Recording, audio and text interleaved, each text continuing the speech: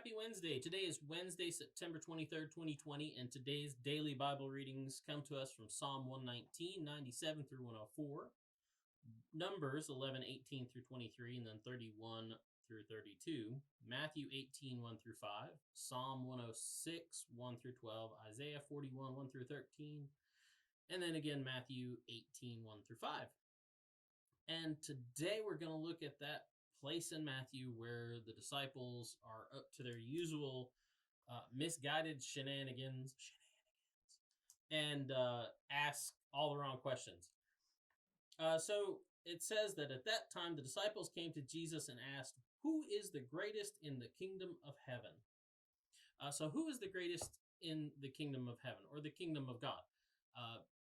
You can use them interchangeably. Just depends on which gospel you're in. But that's kind of the wrong question to be asking Jesus, in case you hadn't already figured that out. And you would think that they might already have a guess that the answer to that question might be, just off the top of my head, well, God. And so that kind of leads me towards my point of like, why would you even ask that question? Why are you concerned with who is going to be the most powerful in the kingdom of God? Because if it's God's kingdom, the kingdom of heaven belongs to God, you would think presumably he is the most powerful. And then you have to ask yourself, what really do you have to offer in that? I think maybe they were still confusing the kingdom of heaven with, something like the kingdom of David or the kingdom of Solomon, looking back to these great and glorious days where men ruled the kingdom of Israel and they did mighty things and mighty deeds and mighty acts. If you go back and you look at the stories of King David and, that we have in like Kings and Chronicles and 1st and 2nd Samuel, but the stories of David, like you actually get a list of David's mighty men, right? And these would have been the guys who were the greatest in David's kingdom, right? And these were men, matter of fact, it lists out the deeds that they did, all these great and mighty and powerful deeds that they had done for David. These were the reasons why David had them in his inner circle. These are the reasons why he kept them close and called them his mighty men, his mighty warriors, because they had done, because of and out of their power and strength, great things for him, for his benefit. But what power do we have? What mighty deeds can we really do for God?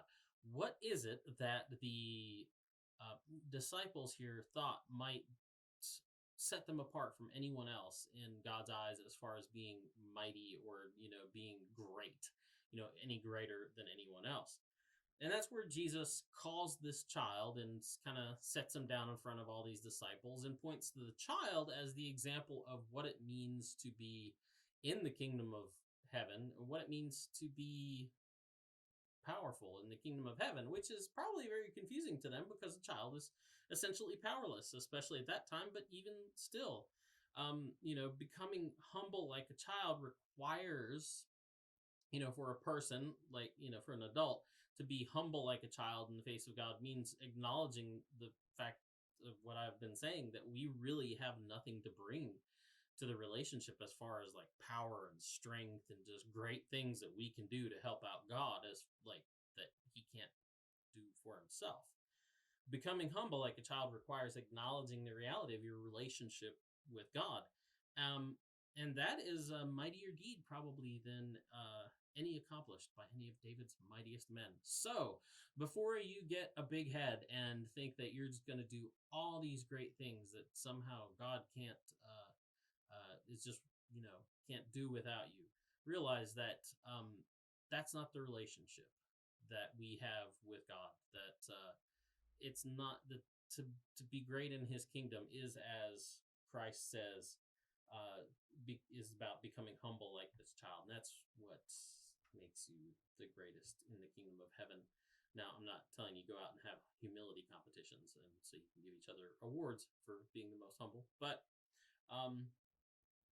remember, he says, whoever welcomes one such child in my name welcomes me. So go out and be a little bit more humble, and be a little bit more welcoming, and be mighty that way. Have a good day. Have a good evening. We'll see you tomorrow.